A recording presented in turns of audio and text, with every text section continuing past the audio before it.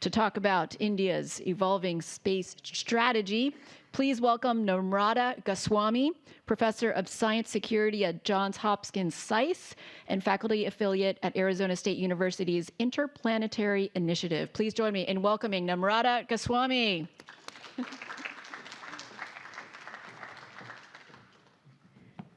First of all, thank you to the Asia Society for having me. It's a miracle I'm here. My flight was 8 hours late in Charlotte. It was supposed to take off at 7 in the evening and took off at 3 in the morning. So delighted. I am supposed to be here and miracles do happen. So when I talk about India's space program, so what I would like to do, I have about 15 minutes and I'll try to stay to time so that we can have some interactions in the end. So it's really important to realize that there are several reasons why India actually invested in a space program. Historically, it was a lot about national development. So the father of India's space program, Vikram Sarabhai, gave a very interesting speech in the 1960s where he pointed out that India cannot compete at the level of superpower rivalry, which was happening at the time between the US and the USSR. But India really should invest in space and technology because of the fact that Indian citizens are going to be affected by how space develops their life.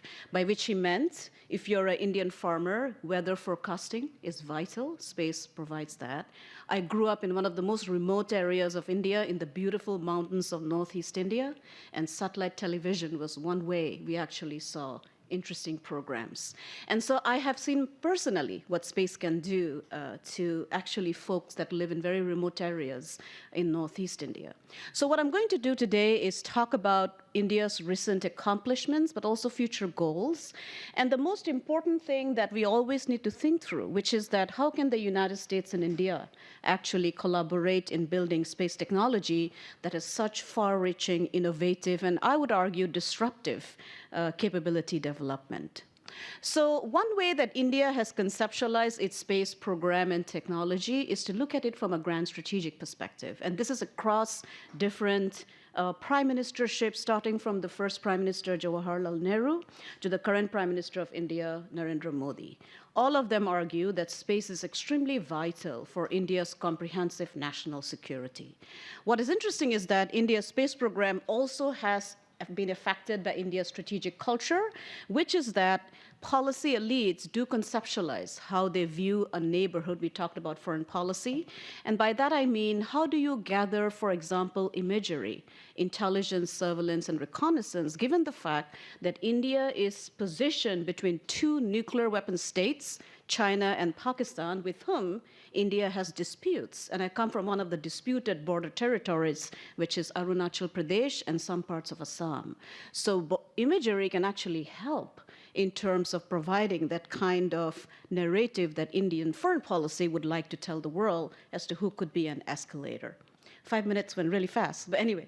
So in terms of drivers of India's space program, one, of course, is nationalism.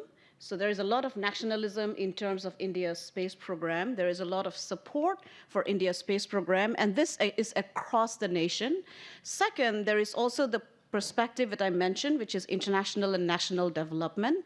But what I'm noticing is that in the current scenario, there's a lot of support from the Indian commercial side for the development of India's space technology. And that's a very interesting global trend that we are observing. Finally, India also is integrating its space capability, not just civilian, but also military, commercial capability together to build strategic advantage in the region. And I'll talk to that in a bit. So if you look at India's space program, there are certain missions that goes beyond, say, low Earth orbit. That is where we have most of our communication capability, geosynchronous orbit, where we have our navigation capability. All of us use GPS. GPS is supported by that kind of satellite capability. But India also has missions that go to cislunar space, the space between the Earth and the Moon. So one of the mission, of course, is the Chandrayaan mission, and all of us know about that. India successfully landed for the first time on the near side of the moon in 2023. And that mission actually created a lot of global goodwill. And I remember getting a lot of questions from across the world as to how did India manage a program with such low cost? because space programs are expensive, including launch systems are expensive. So India did that with $75 million. A US just launch costs you $4 billion with the SLS program. So there is a huge interest in how does India build its space program internationally. India also has one of the most interesting missions in my mind, which is the mission to the sun, that is the Aditya mission. So for the first time behind NASA, India is the first nation to place a probe in Sun-Earth Lagrange point 1 to study the sun. And why do you think that is important? Because all of us have about 18 hours of warning if a solar flare is coming that can actually take out all your electronics. So it happened historically with the Carrington event in the late 19th century. So India has a mission that is actually helping globally in terms of that kind of forecasting. So in terms of the Chandrayaan mission, something to look forward to. So India is going to collaborate with Japan, for example, to go to the far side of the moon, which is the South Pole. And it is in the South Pole of the moon that you have rare platinum group metal, like aluminum, silicon, and iron ore that can be utilized for construction, for example, in space. So India is going to go there in 2026 in collaboration with Japan. So basically building that grand strategic perspective, starting in low Earth orbit to the moon and then to Mars. So these are some of India's future missions. So I talked about India's low Earth orbit capability, India's launch. India has launched in terms of its polar satellite launch vehicle and geosynchronous launch vehicle. Much behind China. I also specialize on China's space program, and I do a comparison. India does not have a medium lift rocket as yet, and launch capability really matters. But what is interesting is that in terms of future missions, India has announced a human spaceflight mission by 2024. By 2025, they're hoping to send one, of course, a commercial astronaut capability with Axiom Space. They'll be the second Indian to go to low Earth orbit. But then India has announced its own indigenous capability with the Gaganyaan mission, which they hope to achieve in the next 5 years. India is also hoping to get back to Mars by 2025 this year, and then to scale it up 2030. And in our question answer, I can tell you the reasons why nations are starting to have so much interest in space, including on the moon and Mars. This is a roadmap that the Indian Prime Minister put up. We just had a conversation about Mr. Modi in the panel before. And in that particular roadmap, this is what has changed in India's grand strategy. India was very, very careful not to give you deadlines or timelines before this particular map was put out. China, on the other hand, despite this accusation that China is very secretive, is not true. I've been to China and talked to some of their space scientists and policymakers, and they're very open in terms of what they want to do in the next 20, 30 years. So this is something that the Indian Space Research Organization and the Prime Minister, the Department of Space, put out. And you'll see something that is really interesting in this particular map. So it's no more traditional missions like just launch or just going to low Earth orbit with satellites or weather forecasting. It's about space mining. It's about setting up a lunar base by 2040. And it is also about space-based deterrence, which is something that India had historically been very careful not to talk about. And so you can see that in this particular strategic vision, there are many things that India is saying it'll do in space, which is actually scaling up India's reputation as a major power in space, because there is clarity now as to what India wants to achieve. So what I would argue is that within the Indian space program, there is a changing discourse today, which argues that while the Indian Space Research Organization is extremely important, we have to develop the commercial space sector. And this is why this particular reorganization has been done in the last 5 years. So now you have a new Space India Limited. You have the Department of Space under the Prime Minister's office supporting that. But you also have licensing and regulatory clarity, which is extremely vital when you talk about high-end technology like space or artificial intelligence. Finally, I'll end on this chart because I would like to hear from you, which is that India also is developing military space capacity. And this is because of the border disputes, but also because of the fact that without having the integration of military intelligence, surveillance, and reconnaissance, without having the capability to provide, for example, space-based imagery, you cannot reassure your own people. And I'll tell that to you because I come from the northeast of India. That perspective does not get reflected many times in the discourses here. The biggest concern from the population of, say, Arunachal Pradesh or Assam, because of the fact that it was in that area that China defeated India in 1962 and still claims territory, about 90,000 square kilometers of territory. The population wants reassurance that India is on the top of its game when it comes to looking at where Chinese troops are.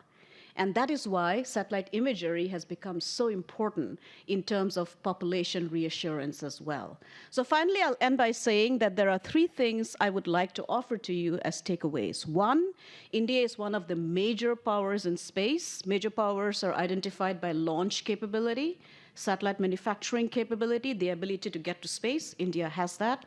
India has demonstrated deep space missions, including to the moon and Mars.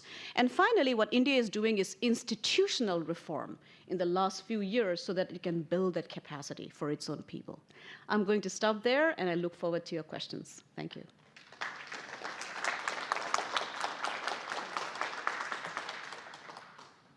Yes, please.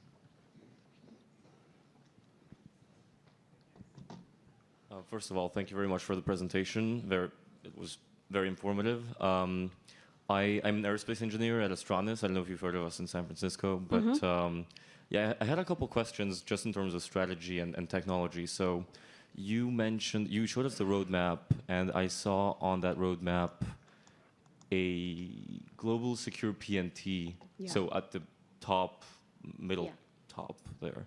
So would that mean having your own sort of GPS-like constellation, like Galileo has, like Europe has for Galileo, et cetera, Beidou for China?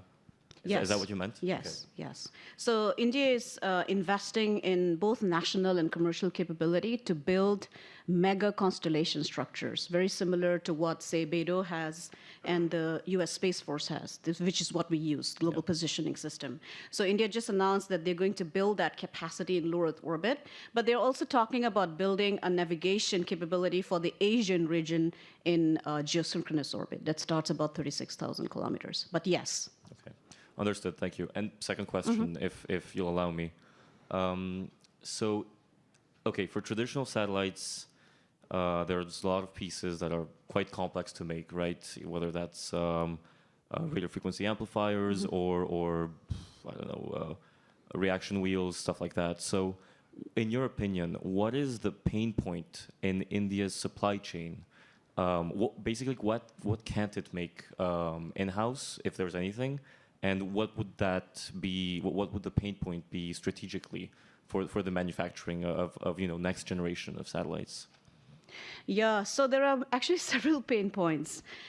One is launch itself. I'll start with that, because even if you have the satellites, we don't have the launch capability. India is trying to build a medium lift capability today, but it's not there yet. By medium lift, I mean taking about, say, 25 tons to low Earth orbit, which Long March 5 can do, or the Falcon 9 can do. India cannot do that. Now, in terms of satellite capacity, one thing that India's pain point is resilience of their satellites in low Earth orbit in case that gets targeted. For example, by a Chinese blinding capacity. India doesn't have that as yet. And that's a big, big problem for India. The final pain point in terms of just building of satellites, right? So first of all, if you would know this very well, satellite manufacturing is coming down from exquisite big satellites to very small satellite constellation structures. India doesn't have that yet, that kind of capacity. The future that in space is going to be mega constellation structures that are able to, where satellites are able to communicate with each other, right? India is not there yet and doesn't even have the plan or the program for that, despite that vision. But my argument is that at least India has now declared a policy to build that. So satellite capability development takes years. I mean, the Falcon 9 and the Falcon Heavy took years to come to fruition, or Starlink, right, with the mega constellation structure. So at least India has announced this. Now we'll have to wait and see, but those are the pain points for me. Yeah, I think we are. Oh, yes, Sumit. That was a fascinating presentation. I learned a great deal from it. I have a very difficult question for you. And the question is, any number of government-run enterprises in India have essentially amounted to naught. They have just, literally ground themselves despite enormous expenditures. DRDO comes to mind. Other than producing pouches of food for the Indian Army, hardly a thing that they've produced works or works up to global standards. And yet ISRO, with a fraction of the budget, has been a world-class organization. What explains this puzzle? I think, so this is where you're talking about motivation and personal, right? So, I mean, DRDO did have a success in terms of its mission Shakti, the anti-satellite weapon test that they did. So we can grant them something. So in terms of the Indian space program, I think the answer does not just lie in within the organizational structure, it also lies in administration support. And I would argue that space technology requires long-term funding and support. And this is what I noticed in India's space program. So despite changes in government, the missions that India announced, say, in the 1960s, for example, satellite, that continued to be supported despite change of governments. I think that's really, really key. And I think the second thing that explains its success is Indian engineer, and I've talked to ISRO space scientists about this. So they explained to me that, first of all, they recognized their skill power, what they could build. And so their missions were designed around what capacity they had. So that's a really interesting organizational, cultural explanation that I could offer. And then finally, I think because anything that India did in space was globally noticed, and had such resonance even in society, despite arguments some made that why are you investing even, say, $1 million, right? I think that itself, the feedback loop was so strong and positive that you see more and more young people with skill, motivation, nationalism join India's space program. And I can show this to you through our writings and interviews, that the people who come there are actually already has a vision and has the motivation, and they are young. And they're wanting to build that program. So this is what explains the success of ISRO and the larger space capability development that India has showcased. I have 2 more minutes. Okay, I saw your hand first, and then I'll come to you. Hi, great presentation. As others have said before, learned a lot. ISRO reputation, we are all very proud of it, and that's exciting. Because here, a lot of the conversation is around public-private partnership. Are you seeing any of that in India? Is there any interest in it? And what are the trends there? Oh, that's a great question. Yes. So that's why I will go back to my slide here. So if you look at this particular slide, it is because of those conversations about public-private partnership. So India historically has been very much a state-funded space program, and ISRO was at the lead. And despite that, what happened since 2017 is that several space startups, for example, Rebim, Satshore, and others, lobbied the Indian government to open up the space sector. And when you say open up the space sector, it means 3 things. One, you build regulatory structures, because you are obligated to the Outer Space Treaty for that. States are responsible for the behavior of the private sector. So that's number 1. Second, I think they also took cues from the US public-private partnership in space and realized that, well, if you really want to build that reusable rocket that the US has been able to do, you do need to open up.